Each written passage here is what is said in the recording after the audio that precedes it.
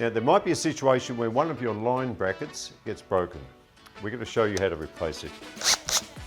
We need a 4mm bit. We drill out the pop rivets.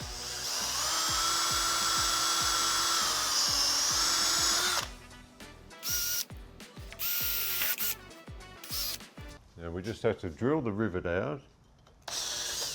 There it is. And we're going to replace the rivets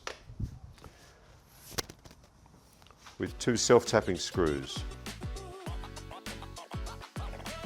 Just get a bit of tension on that screw, then we'll put the other one in. Don't over tighten them.